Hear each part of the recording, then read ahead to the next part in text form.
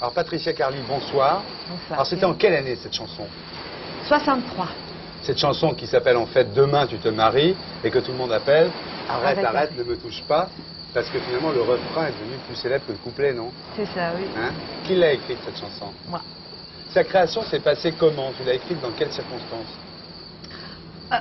C'est inspiré d'une histoire vraie? Oui, voilà. Hein? Voilà, Hein? exactement. Tu étais amoureuse d'un type, Voilà. sa femme était en vacances. Voilà, et il m'avait dit qu'il était séparé de sa femme et patati patata, et qu'elle allait rentrer de vacances. Et le jour où il m'a dit ça, j'ai eu l'angoisse le soir. Tu voulais pas briser un couple?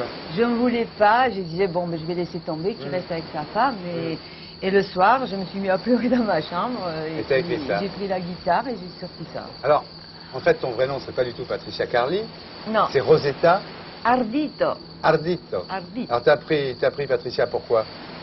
C'était la mode où on avait des noms plus snob, plus chic. Et Carly, ça vient de Carline, et c'est un héros de feuilleton quand tu étais petite. Que lisait ma maman, et moi, en cachette d'elle, quand elle n'était pas là, j'essayais de lire ses feuilletons, et c'était le héros, le playboy, qui s'appelait Carlini, et je rêvais devant ce monsieur. Et j'ai dit, si je deviens un jour une grande vedette, je m'appellerai Carlini comme lui.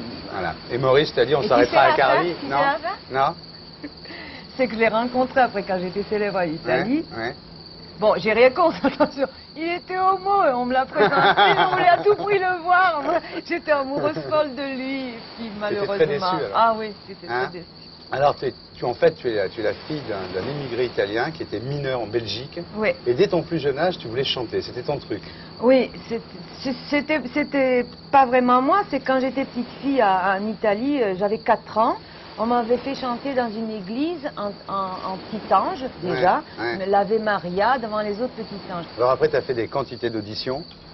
Oui, tu t'es fait je suis venue à Paris. Tu t'es fait un peu jeter de partout, tu es venue à Paris. Et c'est vrai que tu as fait 2 ans la vaisselle pour bouffer quand tu es arrivée à Paris. Ah oui. Tu la faisais où la vaisselle, Patricia? Dans un restaurant à Clichy, Ouais.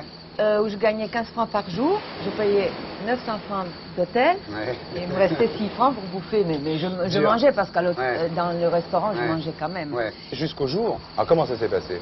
J'avais été prévue dans 2 éditions et on m'avait dit dans un mois on vous fait un contrat, puis une autre m'a dit dans 15 jours, et puis dans une édition on a fait venir quelqu'un de chez Barclay qui lui m'a dit demain je vous signe le contrat.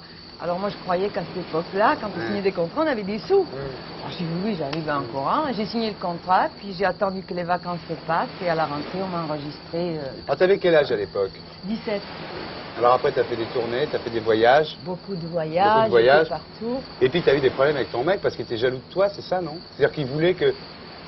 Ben, écoute, tu sais, un homme ou une femme, on essaye de l'éblouir et d'être toujours quelqu'un pour les éblouir. Donc il fallait que je sois une vedette parce qu'il s'occupait d'autres artistes. Alors je voulais être bien et forte et une grande vedette pour lui. Et puis quand j'étais trop vedette, ça l'ennuyait parce que c'était trop. Et un beau jour, il m'a dit, bon, mais t'arrêtes maintenant, ça suffit, qu'est-ce que c'est? C'est-à-dire qu'à un moment, il voulait que tu aies du succès, puis après, il trouvait que tu en avais trop. J'en avais trop, voilà. C'était un peu compliqué. C'était compliqué, comme j'étais très amoureuse de lui. J'ai arrêté, j'ai dit, je peux pas rester comme ça, il faut que j'écrive au moins pour il t'a dit les autres. ou c'est toi ou c'est moi? Oui. C'est dur, ça, quand même, non? Ouais. Tu l'as vécu comment, ça? Ben, à ce moment-là, j'ai eu une grosse déception, puis je me suis dit, en faisant des chansons, je vais quand même pouvoir faire ce métier, parce que moi, ce qui comptait, c'est que je chantais quand je faisais mes maquettes pour les autres, donc je pouvais encore chanter en cachette des autres, mais... Alors là, tu t'es mis à écrire pour les autres. Ouais.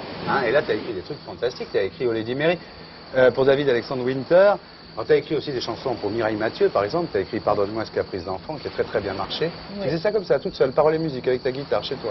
Oui, c'est d'instinct. Mais j'en fais pas beaucoup, attention. Oui, c'est fort, tu as un vrai don, tu as un vrai talent. Oui, mais j'y peux rien, c'est mes parents qui ont fait ça. Ça s'en vient tout seul.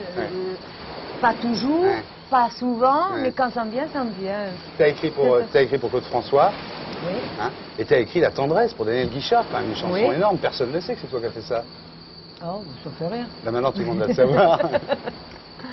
Et puis là c'est la merde à ce moment-là, ça commence à mal tourner. Avec ton Jules on peut pas dire que ça s'arrange vraiment. Non. Non. Tu divorces, tu perds ta mère à ce moment-là. Mon chien. Ton chien. Qui avait 16 ans, ma mère, et j'ai eu ce cancer idiot en plus. dans 2 mois de temps. Sombre époque. Ah ouais, dur, ouais, dur. Dur, surtout quand on se retrouve tout seul. Ouais. Et là, tu dégringoles, quoi. Oh oui, complètement. Je savais plus, je m'en sortais plus. Et donc, je me suis obligée, après, à rechanter dans des discothèques et compagnie, parce qu'il fallait que je gagne ma vie. Ah Parce oui. que comme j'étais restée...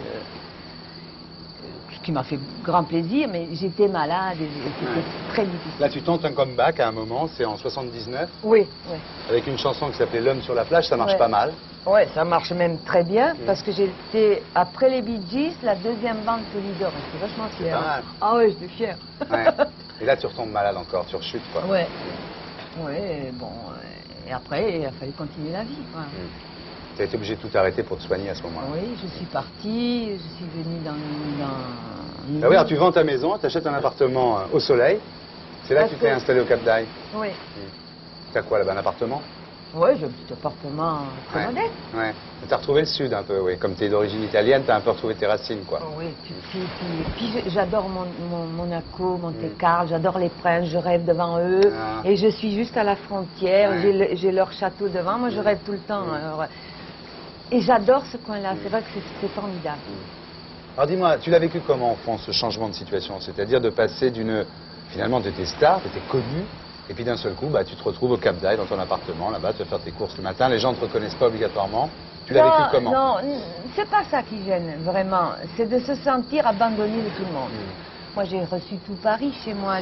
Tout le monde voulait venir. J'ai aidé des tas de chanteurs, auteurs, compositeurs. Mais c'est pas que je voulais l'appareil, c'est que dans un moment comme ça, on a envie d'entendre quelqu'un qui vous réponde, qui dit « Ah, t'as mal à la tête, prends un cachet d'aspirine, ça fait du bien. » J'avais plus ma mère pour l'appeler.